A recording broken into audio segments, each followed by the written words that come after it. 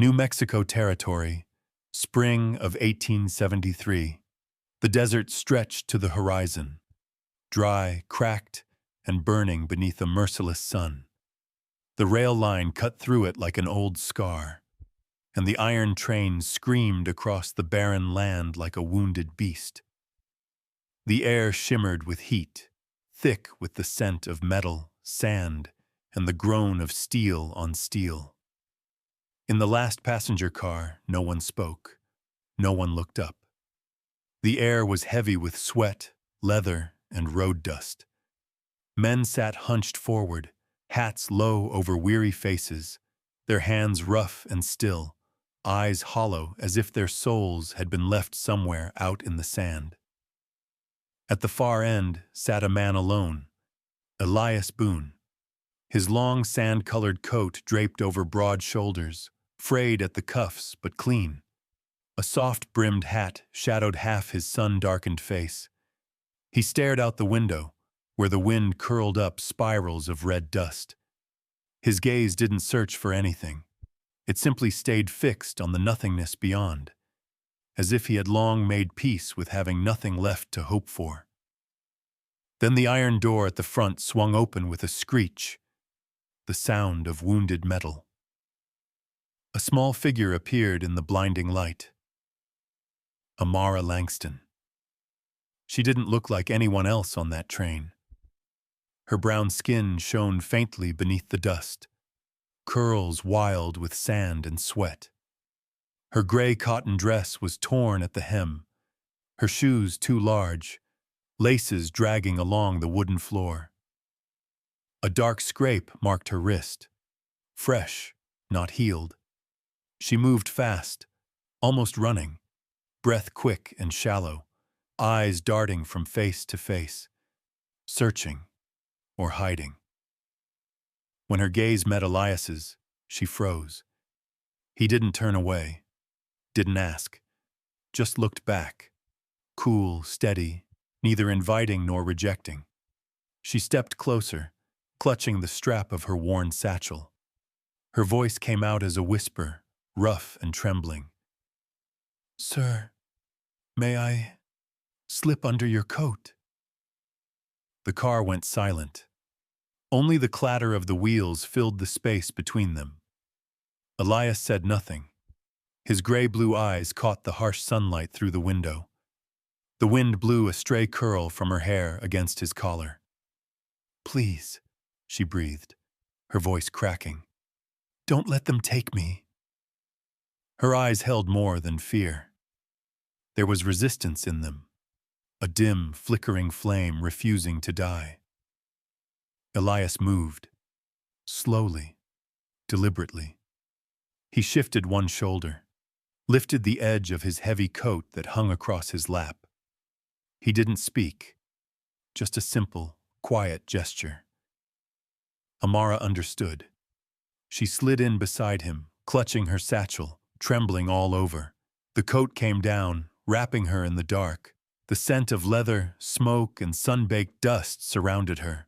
The scent of a man who had lived too long under open sky. She could hear his heartbeat, slow, steady, grounding, like the rhythm of the train wheels below. The door clanged again at the far end. 3 men entered, loud, heavy, reeking of whiskey and gunpowder. She didn't need to look. She knew them. "Anyone seen a colored girl pass? Through here?" one barked. No answer. The silence grew dense as iron. Boots stomped down the aisle. Seats were shoved, hats lifted. Someone grunted in pain. Amara held her breath. Her fingers gripped the edge of Elias's coat. She felt his chest rise once, then fall, slow and deliberate, as if teaching her how to be calm when calm seemed impossible. One of the men stopped, right in front of them. "You there." Elias didn't move. The man bent low, eyes scanning beneath the fold of that coat. Amara saw his boots, mud-caked, inches away. Her heart pounded so loud she thought it might give her away. Elias looked up. His eyes met the man's, Cold, direct, steel meeting steel. No words, no threat, just the kind of silence that makes another man feel small. The hunter faltered, muttered, "Ain't here," and turned away. When the door slammed shut behind them, Amara still didn't move. Only when the train had rattled on for another mile did Elias speak, his voice low, rough, almost like a breeze. "Breathe." She did. Slowly. In. Out. The desert rolled past in a haze of gold and red. Under the coat, Amara leaned against him, her trembling easing with each turn of the wheels. The warmth between them wasn't spoken, but it was there. A fragile, wordless thread born in the quiet of survival. Elias turned toward the window again. The wind whipped sand against the glass, scattering the sunlight across his face. Cut sharp, still, but no longer distant. He didn't ask who she was or what she was running from. She didn't thank him. She just pulled the coat tighter, as if it were armor between her and the world. The train thundered on. The desert burned on. But at the back of that car, where two strangers sat side by side without touching, something had shifted. Something small and wordless. And from that moment on, neither of them was truly alone. The train screamed across the rails, the metal wheels shrieking under the weight. Then came the pounding of boots, heavy, fast, echoing through the narrow corridor. The three men were back. Amara heard them shouting, their voices hoarse and breaking in the wind. "She's here somewhere! That little wench didn't just vanish." A fist slammed against the wall, the sound jolting her. Beneath the coat, Amara held her breath, hands clenching the thick fabric. Elias didn't move, but something in his eyes hardened. His gaze swept to the rear of the car, sharp as flint. One hand rested on his knee, muscles tightening under the coat. Quiet, precise preparation. "Stay quiet," he murmured, barely parting his lips. The door burst open. Metal screamed, curses followed, then the thud of approaching boots. They were coming closer. Elias rose, calm but commanding, his movement cutting through the chaos. His coat lifted in the draft, shielding Amara as she shrank beneath the seat. He turned toward the oncoming men, his stance steady, eyes fixed. The first of them reached for his gun. Elias didn't wait. He caught Amara's wrist and pulled her up. "Move! But now!" They ran. The car shook beneath their feet, wood groaning under the weight of speed. Amara stumbled, the hem of her torn dress catching on a splintered plank. Elias yanked her forward before she fell. Ahead, the heavy rear door waited, rattling in the wind, sunlight leaking through its seams. "What are you—" she started, but her voice was drowned by the roar of the wind. Elias kicked the lock. The latch snapped. The door flew open, and a blast of desert air hit them like fire. Sand whipped across their faces, the world outside nothing but light and motion. The train was still thundering full speed. "Jump," he said, voice low but firm, so calm it almost sounded like a vow. Amara shook her head, her heart slamming against her ribs. "We'll die!" He looked at her then, eyes cool and steady as the horizon. "Trust me." Before she could protest, he pulled her. The world spun. Wind, sun, sound, everything blurred into a single roar as they plunged into the void. The impact came like thunder. Sand tore across her skin, dry and biting. They rolled, tumbled through dust and heat, until the motion stopped with a sharp thud. Amara gasped, the air burning her lungs. Then came a shadow above her. Elias. He had rolled over her, his body shielding hers from the stones. The train's echo faded into the distance, swallowed by the desert. They lay still, chests rising and falling, breath ragged.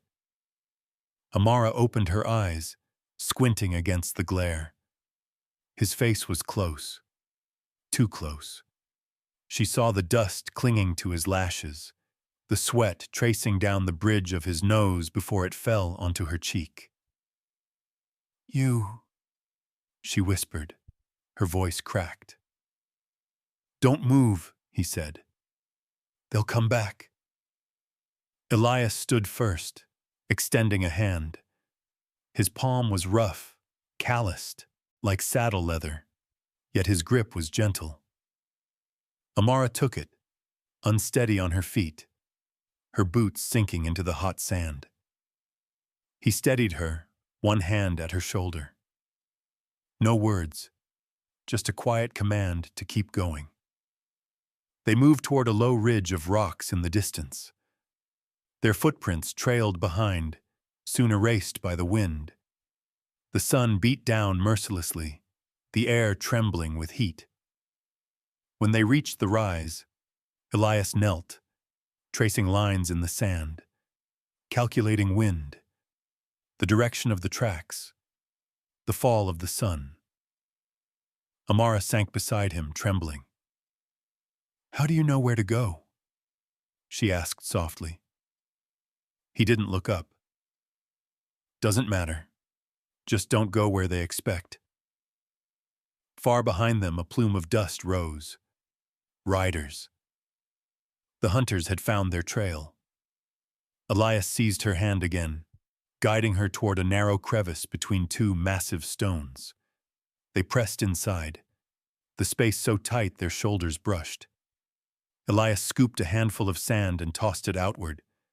The wind caught it, swirling it into a thin veil that blurred their tracks. Hooves thundered nearby. The sound echoed off the rocks. Amara froze, shoulders trembling, her arm pressed against his.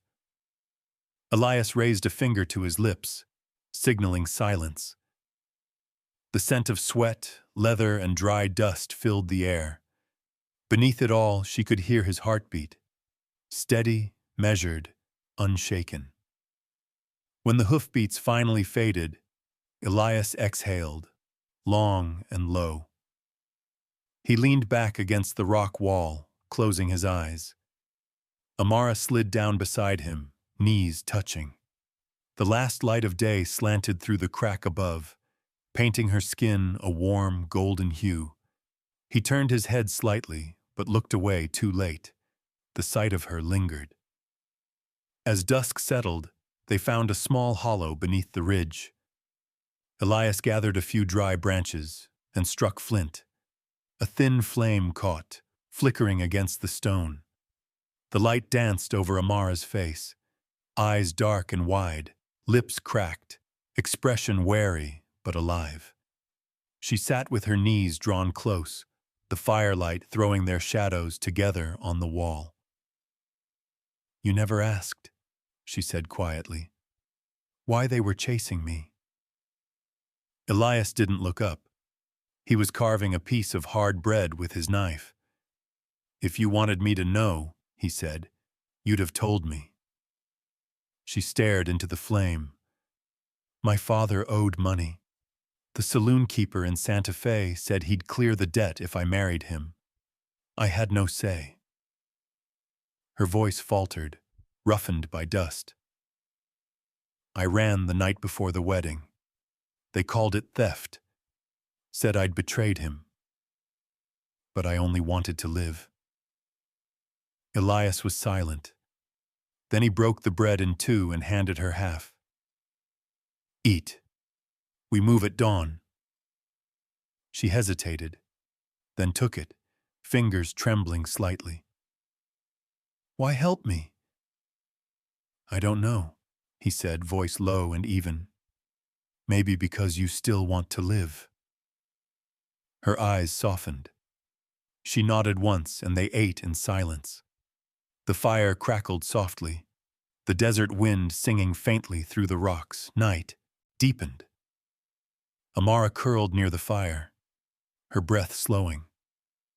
Elias remained awake, watching the stars scatter across the endless sky. The train was gone, the riders lost in the dark. Only sand, silence, and the faint glow of fire remained. He pulled his coat from his shoulders and draped it gently over hers, then leaned back, eyes fixed on the horizon. A cool wind swept through the ravine, carrying away the last traces of smoke. And in that quiet, between danger and dawn, a fragile thing took root, a trust no larger than a spark, but bright enough to carry them through their first night in the desert together. 2 days later, they left the Red Rock country behind. The wind carried the scent of dry grass and damp soil after a night's rain, softening the air. Amara no longer glanced over her shoulder like prey on the run. Her steps were still weary, but steadier. Elias walked ahead, quiet, as if he'd belonged to this trail before it ever had a name. He spoke little, turning only now and then to see if she was keeping pace. By midday, they crossed a low ridge, and a narrow valley opened before them, tucked beneath a cluster of old birch trees. A small wooden house sat in the hollow, gray roof faded to silver, the fence leaning, the barn still and breathless. The wind passed through, creaking the door against its hinges. Elias stopped at the rise, gaze fixed on the scene below. "This your place?" Amara asked, voice rough from dust. He nodded once. "Boon Ranch. Been empty a long time." She looked around. Everything was worn, yet nothing felt dead. Grass grew between the porch steps, dust thick on the beams, but beneath the decay lay a quiet pulse, like the house had only been waiting for someone's hand to wake it. As they drew closer, an old horse poked its head out from the stable, letting out a soft whinny. Elias reached up, brushing its neck. "The only one left," he said. "The rest were sold off." Amara watched his hand, calloused, sun-dark, marked by work and loss, yet gentle. She couldn't say why, but standing there beside him, in this forgotten place, she felt something ease inside her chest. "Stay here a few days," Elias said, his tone as calm as the wind. "Until they stop looking." She nodded faintly, her eyes moving over the cracked walls and weathered roof. "Thank you." He didn't answer, only stepped inside. The sound of his boots on the dry floorboards echoed like time breaking open. The next morning, Amara woke to the first light slipping through the gaps in the wall. She couldn't remember the last time she had slept without fear. The house was still.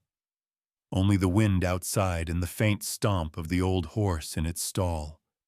She found a broom, a rusted bucket, and a rag worn thin with age. The water from the well was cold enough to sting her hands, but that cold made her feel alive. She began sweeping the floor. Steady strokes, each one like brushing away the dust that still clung to her ribs. Every pull of the rag, every swirl of water, was a small piece of herself reclaimed. Dust rose in the morning light, turning to gold. Her sweat glistened the same way, like something honest, something earned. She stopped for a moment, breathing deep. For once, she wasn't running.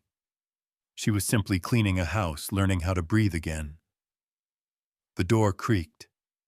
Elias stood in the doorway, his old coat slung across his shoulders, hand resting against the cracked frame. "You don't have to do that," he said. Amara looked up, hair falling loose around her face, lips pressed together. "I need to." He didn't argue. He just looked at her, long enough that something in his eyes changed. The coldness thinned, replaced by something quieter, almost uncertain. She turned back to her work, wiping the table in slow, sure circles. The sound of cloth against wood filled the silence like a steady heartbeat. Outside, Elias built a fire in the small iron stove. Dry branches crackled, smoke rising with the scent of memory, of mornings long gone. When he looked up, he saw her through the doorway, bent slightly over the table, sunlight wrapping her shoulders and throat. Her skin caught the gold of it, rich and warm. A bead of sweat slipped down her chin and fell to the wood, darkening it to a small, perfect circle. He looked for a moment longer than he meant to, then turned away, the edge of his gaze soft as cooling ash. At noon, Amara washed a chipped porcelain bowl, the glaze long gone. When her fingers slipped, the bowl tipped, water splashing across her arms. It was about to fall when a hand caught her wrist, quick, firm, startling. Elias. His hand covered hers completely, rough, solid, but gentle. She looked up and their eyes met at a distance close enough to feel each other's breath. The gray in his eyes wasn't cold anymore. It had deepened, dimmed, like embers beneath ash. For a few heartbeats, neither moved. Then he released her. The bowl was safe, but her skin still remembered his touch. "Careful," he said, his voice low. Amara nodded, unable to speak. Her pulse raced, out of rhythm with reason. All that afternoon, she heard the sounds of him outside, the thud of a hammer, the soft rumble of a horse, the taut scrape of rope against wood. Those sounds filled the air, weaving life back into the hollow. She sat by the window, watching him through the curtain of light and dust. Every time he bent to his work, his shadow stretched across the dry grass, strong, solitary, and unbearably human. And for the first time since the train, since the desert, since the fear, Amara felt she might not be lost anymore. The first days at the ranch slipped by in the quiet rhythm of the valley. Morning began with the distant call of roosters, the faint clink of chains swaying in the stable, and the thin curl of wood smoke seeping through the window. Elias rose early, always before the sun climbed past the ridge. He carried water, checked the horses, mended what was broken, and spoke little. Amara woke soon after. She stoked the fire, swept the floor, set the table straight again. Small things, repeated each day, yet each one left a trace of warmth behind. On the table, she always placed a piece of cornbread. When Elias returned, he ate without asking who had left it. Only once did his eyes lift briefly to hers, and in that glance she knew he knew. So the days passed, two lives moving side by side, near yet apart, familiar yet still strangers. Between them, words were scarce, but gestures spoke in their place. She folded a clean cloth and set it by his chair. That evening he stacked wood neatly beside the hearth. Neither mentioned it, but when each saw what the other had done, something small and quiet settled between them, understanding without sound. By midday, the sun burned high. Dust blew in through the open window. Amara hung a washed blanket across the line, her hands darkened by sun and soap. Elias passed with a bucket of water. They didn't look at each other, only exchanged a faint nod. Yet in that instant, when his shadow stretched long across the ground and fell over her, she felt something stir. Not fear, not peace. Something else, fragile, unnamed. That afternoon, the steady rhythm of hammer against wood echoed from the barn. Curious, Amara stepped to the doorway. Elias was repairing the gate, sweat tracing down his back, his thin shirt clinging to his skin. She meant to turn away, but her gaze lingered. When he looked up, their eyes met. Just for a heartbeat. But it was enough. Her pulse stumbled. She shut the door, leaned against it, and exhaled as though she had been running for miles. That night, the wind rose. It howled through the ravine, slipped beneath the door, and made the lamp flame tremble. Amara lay awake, restless beneath the rough blanket. The house creaked and sighed. The silence pressed too close. She wrapped a shawl around her shoulders and stepped outside. The moon hung low, a pale arc above the dark hills. Beneath its light, Elias stood by the kitchen window, securing a loose plank. The lamplight inside cast his shadow on the wall, tall, strong, motionless. She watched for a moment before speaking softly. "You're still awake?" He turned, surprise flickering briefly across his face. "The frame's weak," he said, his voice rough. "If the wind gets stronger, it'll give." Barefoot, she crossed the porch, the boards cold beneath her soles. The wind tangled her hair, brushing it against her cheek.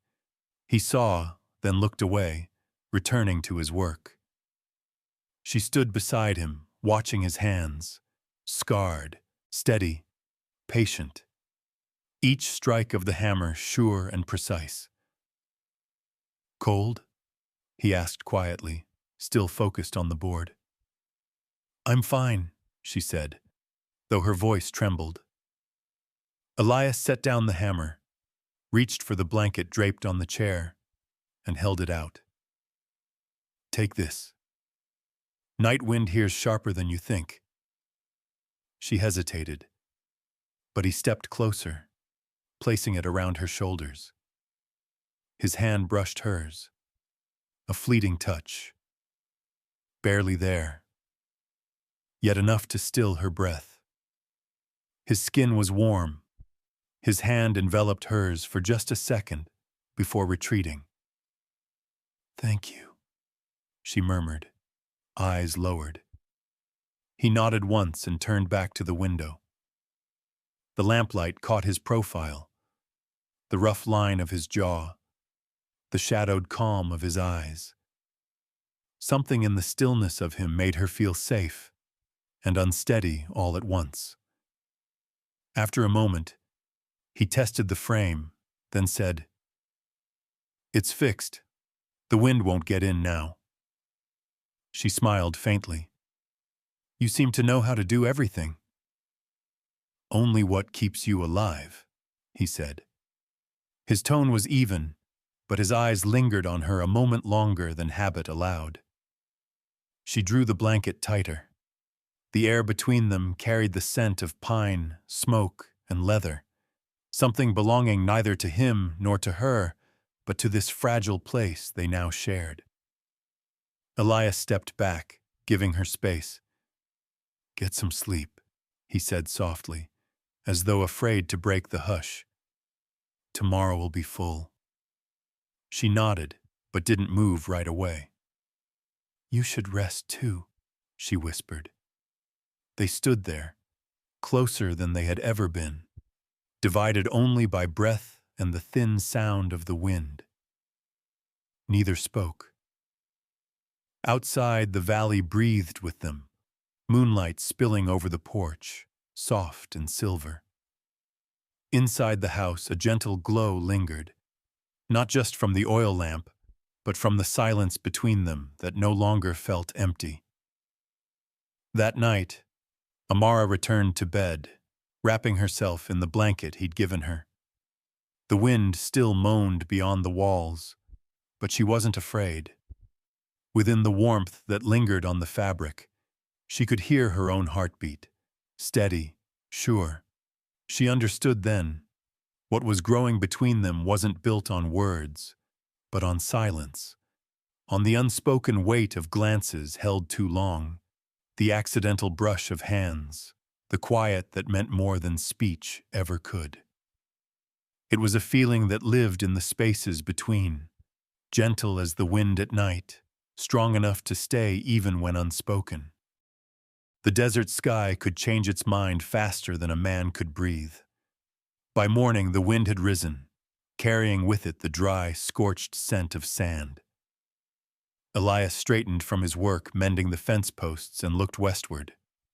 The line of the horizon had darkened, swelling with clouds that turned from amber to gray to black. Far off, dunes began to roll like the shoulders of an oncoming sea. "The storm's early," he murmured, mostly to himself. Amara was hanging blankets on the line when the first sharp gust struck her face.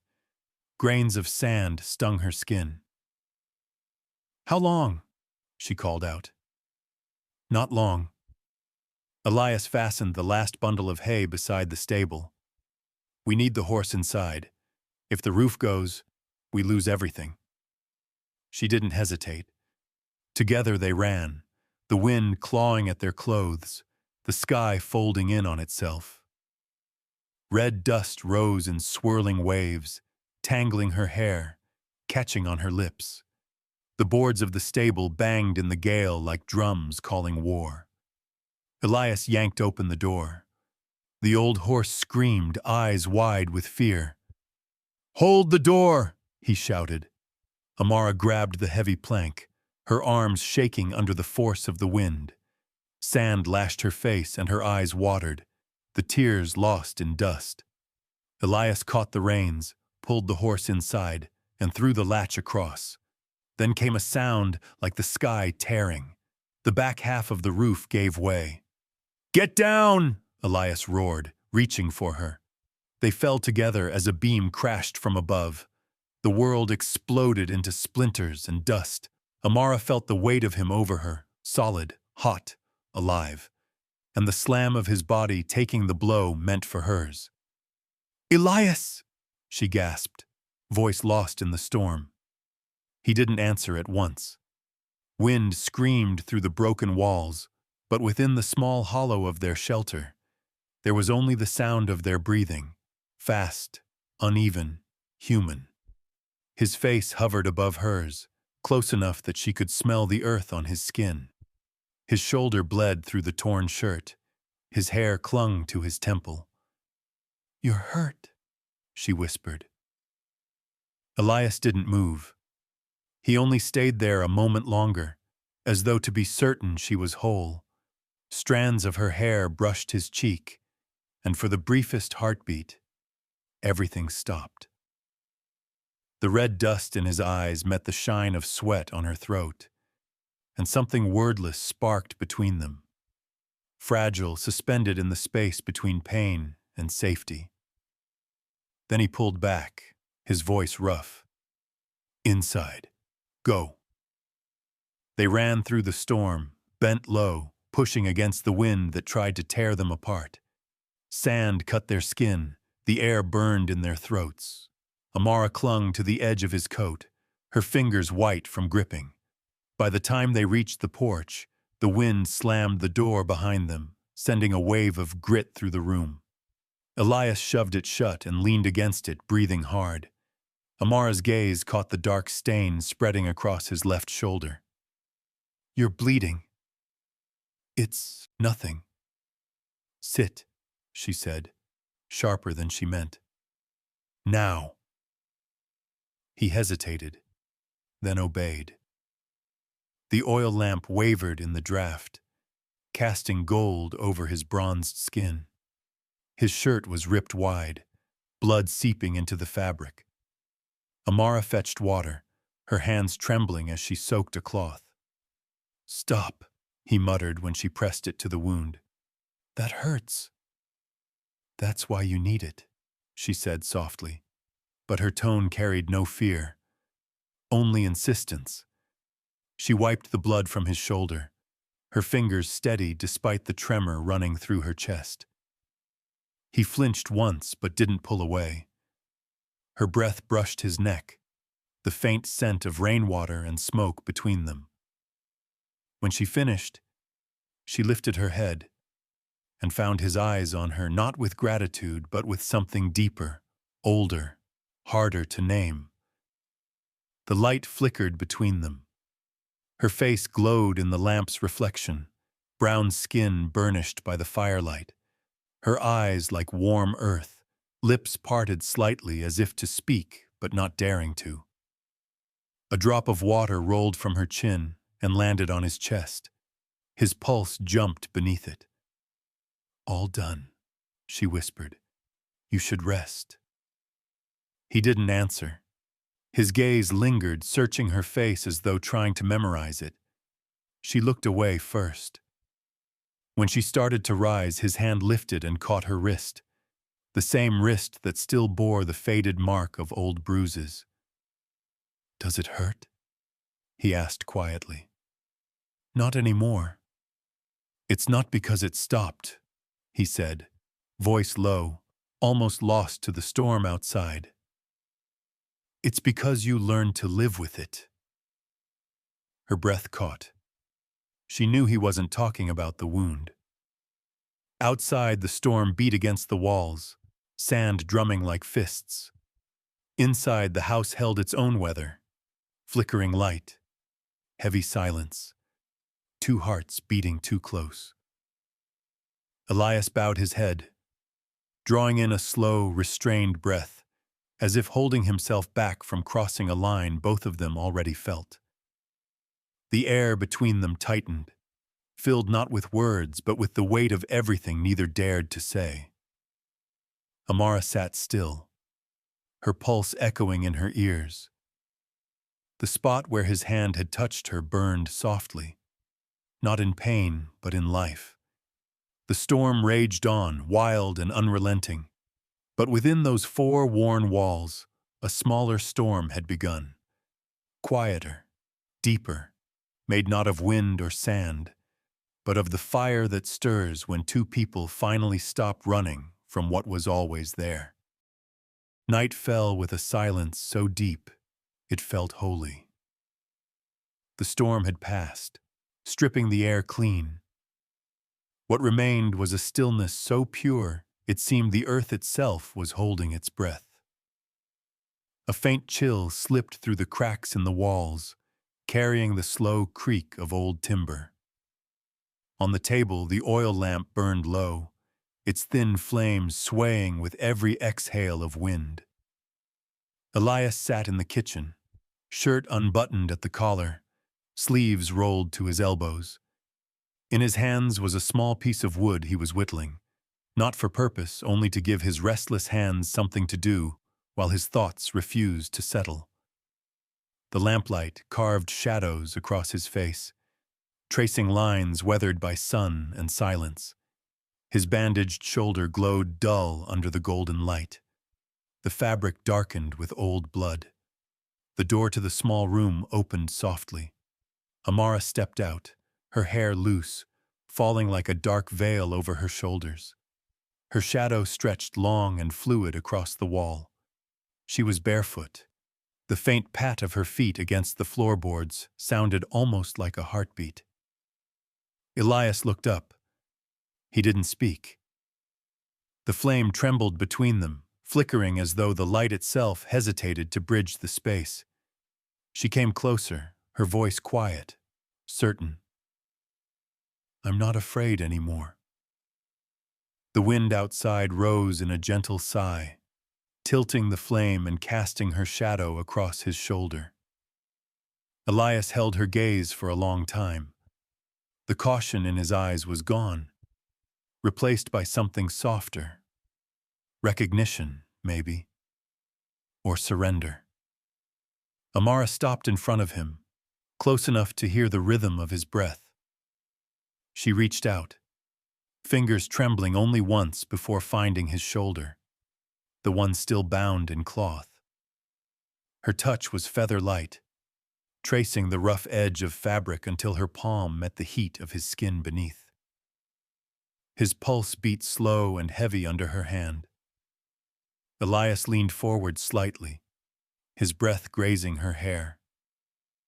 The scent between them was the scent of the world outside. Wood smoke, pine, earth after rain. His hand came up, closing gently over hers. No haste, no claim, only quiet certainty. They said nothing. They didn't need to. The lamplight flickered across their faces, two people marked by different kinds of silence, one carved by years of loneliness, the other by years of fear. Now both were still, wrapped in the small warmth they had made between them. Elias let the knife roll from his palm. It struck the table with a soft clink and settled. Then he turned toward her fully. Amara lifted her eyes. Their gazes met. No fear, no hesitation. Just the simple, aching recognition of two souls that had stopped running. He raised a hand, brushing a strand of hair from her cheek. The gesture was awkward, tender in its roughness. Her eyes fluttered shut at the touch, because it was the first time in years someone had touched her without taking something away. The distance between them closed. Outside, the wind moved faintly through the trees. Inside, the world narrowed to the sound of breath, the slow beat of hearts, the faint hiss of flame. When he leaned in, it wasn't to claim her. It was to rest his lips against her forehead, soft as a vow never spoken aloud. Amara exhaled, the breath trembling through her whole body, as if that single touch had released everything she had carried across deserts and fear. She pressed her forehead to his shoulder, arms slipping around him. He drew her closer, one hand steady against the back of her neck, holding her like something fragile he didn't yet know how to keep. Outside, the night stretched endless, but within the walls, everything went still. The lamp swayed once and their shadows merged on the wall, no longer two shapes but one. The world beyond the valley could still be cruel, but in that moment there was no distance, no names, no past. Only the warmth of breath shared between them, the quiet surrender of being seen and still being safe. A long night passed, wordless. There were only soft movements, the whisper of skin meeting skin, heartbeats finding each other's rhythm. No promises, only the unspoken truth of those who had both wandered too far to mistake tenderness for weakness. By dawn, the first line of light slipped through the cracks and spread across the floorboards. Amara woke to that light, still lying beneath Elias's arm. She didn't move at first. The peace was too new, too real. His breathing was steady, the rise and fall of his chest calm against her cheek. She shifted slightly, careful not to wake him, but his eyes opened anyway, slow and quiet, as if he had been waiting for her to stir. He didn't speak. He just looked at her. Between them stretched the faint warmth of morning. No one said last night. No one said from now on. They didn't have to. She smiled, small, almost shy, and for the first time he smiled back. The kind of smile that looked as though it might break him open from the inside, like the earth after too long without rain. Outside, the wind stirred the valley once more, but inside that house, something had shifted, gently, irreversibly. That night, beneath his shadow, she had stopped running, and he, after years of silence, had finally let his heart stand in the light. Dawn came quietly. The first light slipped through the mountain pass, laying pale gold across the valley floor. Dew clung to the brittle grass, and the wind carried the faint scent of smoke and damp earth, the remains of last night's fire. Elias woke before the sun cleared the ridge. He stepped out, boots sinking into the soft ground, leaving dark prints that trailed behind him. By the time he reached the edge of the hollow, the sun had just risen over the peaks. Its light struck the sand, making every grain glint like glass. But beauty wasn't what caught his eye. Down by the dry creek bed, cutting through the red soil, were tracks, fresh ones, hoofprints deep and clear, heading straight toward the ranch. He knelt, pressing a calloused hand to the ground. The sand was still warm. They weren't more than half a day ahead. The wind began to stir again, sweeping grit over the marks, erasing them. But Elias didn't need to see more. He knew what it meant. They hadn't given up the hunt. They were closer than he'd hoped.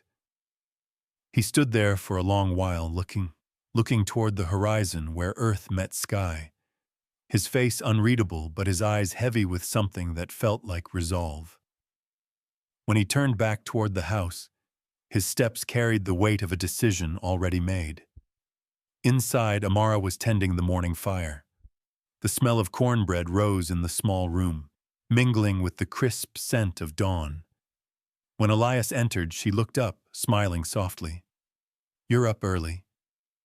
"Habit," he said, his voice even. She didn't notice the tension in him. Not yet. She went back to stirring the pot, her hair tied loosely, a few curls falling against her neck. Morning light slid over her skin, giving it a honeyed glow. Elias saw it, felt something shift in his chest, and turned away before it could root too deep. "I'll fix the outer fence," he said. The wind loosened a few posts. "I'll come help." "No," he cut in quickly, sharper than he meant. "Just stay close to the house, the wind's stronger out there." Her hand froze mid-stir. His tone was too deliberate, too distant. She heard what he didn't say. The man who had held her through the night now spoke as though the walls between them were back in place. Amara said nothing. But when he left, something cold and uncertain rose in her chest, a heaviness she couldn't name, like the silence before a storm she didn't yet see. By noon, the sun scorched the valley. Elias worked the fence line, driving each nail deep, tightening every rope. His shoulders strained with each swing, movements precise but restless. Every gust of wind drew his eyes toward the horizon. He could feel it, the danger waiting beyond sight. If they came, he'd be ready. He wouldn't let them take her. He'd once sworn to live alone, untouched by others' suffering. But now that vow had already broken. From the kitchen window, Amara watched him. His shadow stretched long across the ground, steady and solitary under the blaze of light. Each hammer strike rang through the valley like a heartbeat, measured, deliberate, hiding the weight behind it. She wanted to go to him, to speak of the night before, of how safety had finally felt real. But the sight of his bent head and the rigid line of his back stopped her. There was distance again, the kind that no word could bridge. The afternoon ripened into amber. Still, Elias hadn't returned. Amara filled a cup with water and stepped outside. The sand was warm beneath her feet, the air dry but softer now. He was kneeling by the fence, sweat tracing down his temple, his shirt clinging to his back. She walked closer, stopping a few steps away. "You should rest," she said. Elias looked up, squinting against the sun. She stood framed by light, her skirt rippling in the wind, curls brushing her cheek. For a moment, he forgot everything. The danger, the distance. He saw only her, the quiet strength she carried without even knowing. She held out the cup. "Drink." Their fingers brushed when he took it. Just a second, but enough. A current moved through the air, familiar and wordless. He drank, then set the cup down in the dust. "Thank you," he said. voice low, roughened by heat and restraint. She nodded. Neither moved. The wind tugged at the fence line, lifting small swirls of sand. The valley hummed with quiet, the soft clink of metal on wood, the faint breath of dust, the sound of two people caught between danger and tenderness. "What are you hiding from me?" The question escaped her before she could stop it. Elias froze, the hammer still in his hand. "Nothing. I just don't want me to know." Her eyes met his, steady. "Do you still think I'm the woman who ran scared from that train?" He didn't answer. Not at first. The truth sat heavy in his chest, but the look in her eyes, the fierce, steady light, demanded honesty. Finally, he said quietly, "There were horse tracks at the edge of the valley. Could be them." Amara drew a sharp breath, but her voice was firm. "Then keeping me inside won't help. I can fight too." "No." His reply was immediate, his tone iron. "If they come, you hide. You don't come out." "You can't keep protecting me, Elias. I'm not that frightened girl anymore." Her words hit him like the wind itself, sharp, certain, true. He looked at her then, really looked. The fire in her eyes wasn't fear, but defiance, life reborn from every bruise she'd ever carried. The silence that followed was long, heavy with everything they couldn't yet say. Then, slowly, his shoulders dropped, his voice softened. "I know," he murmured. Amara turned away before he could see her eyes shine. The wind picked up, swirling dust around his boots. He watched her go, the hem of her dress catching the light like a moving flame. When she disappeared into the house, he stood alone for a while, staring at the line of the valley where the tracks had been. Then he pressed a hand to the hilt of the old revolver at his belt, jaw tightening. The wind erased his footprints, but not his resolve. That morning began as softly as any other, and ended like a nightmare. The sun had barely crested the ridge, its gold still tangled in the last threads of mist.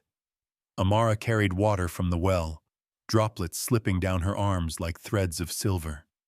Somewhere in the valley, birds called, gentle and familiar.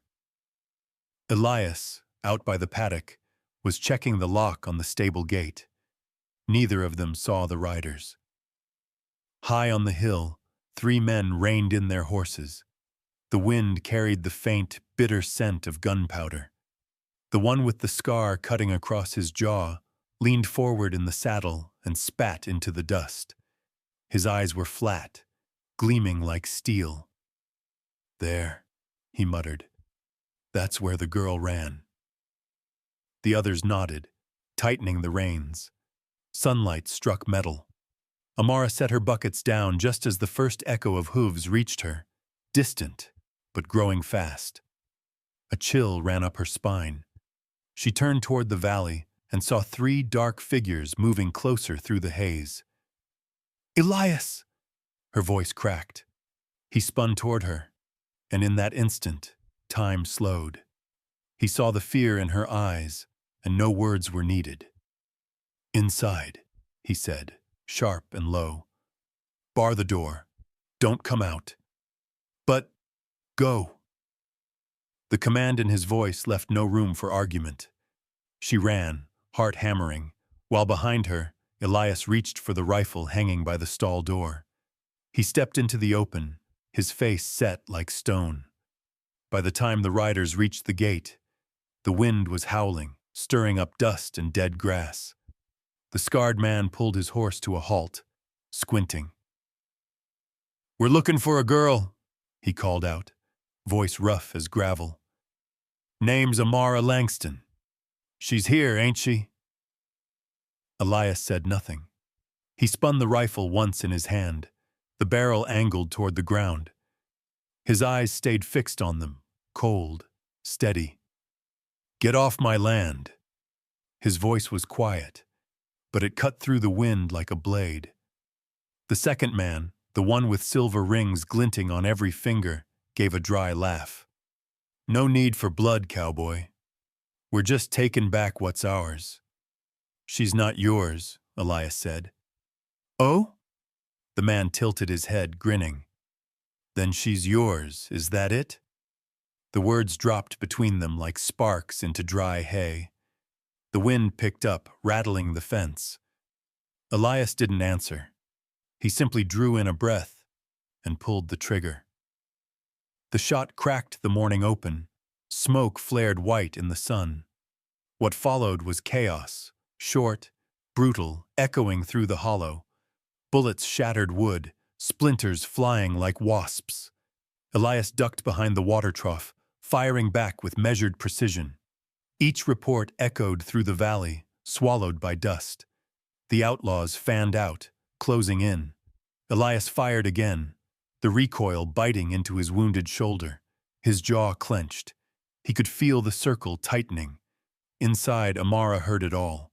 The thunder of guns, the whine of bullets hitting walls. Her hands gripped the palm, doorframe, until her knuckles whitened. Through the window, she saw him stumbling back through smoke, one arm slick with blood. She couldn't stay still. She ran. "Amara, stay back!" he shouted, but she didn't stop. By the time she reached him, Elias was on one knee, blood darkening his sleeve. She dropped beside him, pressing a hand to the wound. "You can't go!" he barked, pushing her away. But before he could stand, the scarred man charged from the dust, swinging the butt of his gun. The blow landed hard across Elias's temple. He crumpled, a smear of blood streaking the dirt. For a moment, the world fell away. Sound, air, everything. Amara's heartbeat roared in her ears. The scarred man turned toward her, grinning through broken teeth. "Nowhere left to run, girl." He grabbed her arm and yanked. She fought, nails clawing, breath ragged, but his strength was a wall. Then, through the haze, she saw something glinting in the dust. Elias's gun, half buried at her feet. She didn't think. She moved. Her hand closed around the grip. The metal burned her palm. She lifted it, both hands shaking, the barrel wavering in the space between them. "Let him go," she said, her voice raw. The man laughed, a short, cruel sound. "You won't shoot. Little hands like yours couldn't—" The gun roared. He froze, eyes wide, shock etched across his face. Then he fell, the sound of his body hitting earth swallowed by the wind. Smoke curled from the barrel in Amara's trembling hands. The other two men hesitated, caught between fury and disbelief. Dust blew across their faces, stinging their eyes. Amara leveled the gun again, her arms quivering, but her gaze unbroken. "Leave," she rasped, "or I shoot again." They hesitated only a second longer.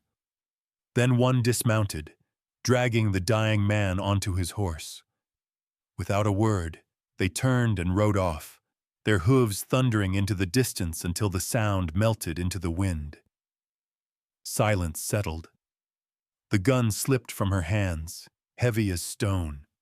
Her knees gave out, and she dropped beside Elias. Blood streaked his temple, dark against his skin. "Elias," she whispered, her voice cracking. "Please, please wake up." He didn't move. His breath was faint, shallow. She cradled his head in her lap, her hands sticky with blood. The smell of gunpowder still hung thick in the air. "Don't leave me," she said, tears cutting through the dust on her face. "Not after everything." For a long moment, there was only wind. Then a breath, weak but real. His chest rose, fell. Amara pressed her hands to the wound, whispering through the trembling of her lips. You'll be all right. I'll take care of you. I promise. The valley lay still again. The storm had moved on. Above them, clouds drifted, slow and pale. Far off, the hoofprints were already fading beneath the shifting sand, as if they'd never been there at all. But something had changed, irreversibly. The frightened girl who once hid beneath a stranger's coat was gone. In her place stood a woman, her skin streaked with blood and dust, her hands trembling but steady, her eyes unafraid. She rose slowly, the wind wrapping her in its dry embrace. Around her, the ranch was scarred, silent, but alive. For the first time in her life, Amara wasn't running.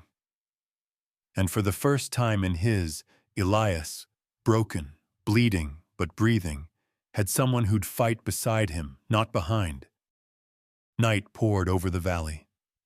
After the gunfire, everything fell into a heavy silence, thick, almost breathing on its own, as if the sky itself were holding its lungs. The wind had died. Only the smell of gunpowder and dry earth lingered in the air, threading through every crack in the wooden house. Amara half-carried Elias inside, her shoulders trembling under his weight.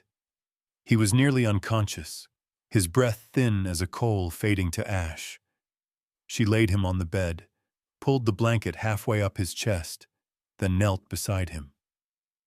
On the small wooden table, a lamp burned weakly. Its gold light spilled across his face, pale, beaded with sweat, a line of dried blood tracing from temple to throat. Her hands shook as she dipped a cloth in water, wrung it out, and wiped his brow. The movements were clumsy, but desperate with tenderness. "Don't leave me," she whispered, her voice catching. "I won't let you go." Tears fell onto the pillow, soaking into the fabric. She wasn't crying from fear anymore, but because she knew she owed him, not the debt of rescue, but of a heart allowed to trust again. The night stretched as if it had no end. Outside, the wind rattled through the trees, carrying the chirp of crickets, the creak of old boards, small sounds she clung to so she wouldn't collapse. Amara changed the bandages with trembling fingers. Each time the cloth brushed his skin, his breathing shifted slightly, a reflex of life still clinging. "It hurts, doesn't it?" she murmured, though she knew he couldn't hear. "You've always carried it alone like this." She paused, sitting still for a long time, studying his face in the dim light. The hardness of the frontier man now seemed fragile.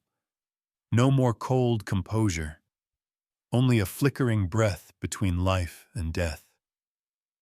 She held his hand, pressed it to her cheek. "I've been afraid all my life," she whispered. "Afraid of my father, of that man of the dark. Afraid until I forgot who I was." Her voice grew hoarse from whispering so long. "My father, he was good once, but whiskey turned him into someone else. When the debts piled up, he gave me to a saloon keeper twice my age. He called it a marriage, but it was a prison. Each night he drank himself blind, and I had to pretend I didn't exist. One night I couldn't anymore. I took a handful of coins and ran, into the dark, carrying nothing but that bag." She nodded toward the small bag in the corner, heavy with dust. "I thought I'd die out on the desert. But then I met you." Her voice cracked and went still. She bent down, kissed the back of his hand, dry, cracked, calloused, yet the same hand that had shielded her from the world. "Do you hear me?" she whispered, tears rising. "For the first time in my life, I don't want to run anymore. I just want to stay." Time passed in slow measure, the lamp shrinking, the old clock on the wall striking heavy beats. Amara sat, sleepless, counting each of his breaths. Sometimes she wrung the cloth again. Sometimes she whispered prayers she wasn't sure she believed. "Lord," she murmured, "if you're listening, don't take him. He's lost too much already. If it must be a trade, take my share." Night wind slid through the door crack, dimming the lamp into a shadowed glow. The gold light drew long across her face, brown skin glistening with sweat, eyes deep, lips pressed shut. In that stillness, she looked like a living candle burning through the dark on her own breath and hope. Then a small sound, a deeper breath. She looked up. Elias shifted, his lashes trembling. A low, rough moan escaped his throat, weak, but enough to jolt her heart. She leaned close, whispering, "Elias, it's me." His eyelids opened slowly. His gaze, clouded with pain, began to recognize her. He blinked, his mouth trembling. "Amara." Just 2 syllables, dry as dust, but striking a spark into the despair wrapped around her. "Don't talk," she murmured, eyes blurring. "You need to rest. I'm here." He looked at her for a long time, as if he wanted to carve her image into his mind, in case the dream pulled him back under. The lamp's glow lit their eyes, 2 small flames reflecting one another. No words of thanks. No confession. Everything lay inside that silence. Elias lifted a hand, so weak it trembled, and touched her cheek. You're not afraid anymore?" he asked, voice ragged as the wind. She smiled, tears sliding over her lips. "No, because you're here." He pressed his mouth as if to speak again, but only managed a faint nod. She took his hand, placed it over her heart where it beat fast, steady, alive, as proof they were both still here. The whole room sank into quiet. Outside, the wind stopped. The lamp flickered once, then steadied. They lay close together, one pulled back from the edge, one just finding her faith. And the night, endless though it seemed, grew soft, like the breath of 2 people who had finally learned they were no longer alone in the world. Spring came like a slow exhale after a storm that had lasted too long. In the early weeks, Elias was still weak. He spent his mornings on the porch, leaning against the old wooden chair, watching sunlight crawl across the boards like a patient visitor. Amara brought him warm water every dawn. She didn't say much, just set the cup before him and sat nearby, fingers worrying the edge of her worn kerchief. "You should eat something," she would say softly, her voice barely louder than the wind. Elias would nod, take a slow sip, and say nothing more. Their silence was no longer a hollow thing. It was full, weighted with everything that didn't need words. She was no longer the woman who trembled at every sound, and he was no longer the man who hid behind silence like armor. One morning, Elias tried walking outside. His first steps were uncertain, but firm. Amara followed behind, not to hold him, only to be there if he fell. When he stopped midway across the yard, breathing deep the clean scent of thawed earth, she smiled. "See? There's nothing to fear about standing again." He looked at her, the corner of his mouth lifting faintly. "Sometimes, the hardest part isn't standing. It's not knowing if someone will be there when you fall." Her eyes softened, though she looked away. Elias grew stronger with each sunrise. He began carrying his own water, walking the ridges, checking the traps in the hills. Each time he left, Amara would watch from the porch until his figure disappeared into the valley haze. When he came back, Dinner was always waiting, though she'd never admit she'd been watching the trail all afternoon. He never mentioned it, but every time he stepped inside, the lamp on the table was already lit. One evening he stood behind her as she kneaded bread dough. Flour dusted her hands, her arms, the curve of her jaw. He started to speak, but instead stepped closer and placed his palm over hers to steady the bowl. "You're spilling flour," he said quietly, "because you're standing too close." "I don't mind." She looked up. Her dark eyes caught the light from the hearth, and for a moment, the air between them thickened. One breath, two, and then both laughed, softly, like it was the most natural sound in the world. The night drifted on, warm and slow. The house smelled of firewood and bread, and for the first time in a long while, neither of them felt the need to fill the silence with anything but being there. Time moved like the small stream behind the house, unhurried, but steady. Months had passed since that blood-stained night. Now the ranch of Elias and Amara had taken on a new shape. Not perfect, but alive. They walked together, slowly, along the path through the fields. The ground was soft and warm beneath their boots. Wildflowers lined both sides, brushing against their ankles as the wind stirred. There were no farewells to the past, no declarations for the future, only the quiet rhythm of two people walking in the same direction. Far ahead, the sun dipped behind the mountains, leaving a golden blaze in its wake. Their shadows merged into one, stretching long across the rows of yellow blooms.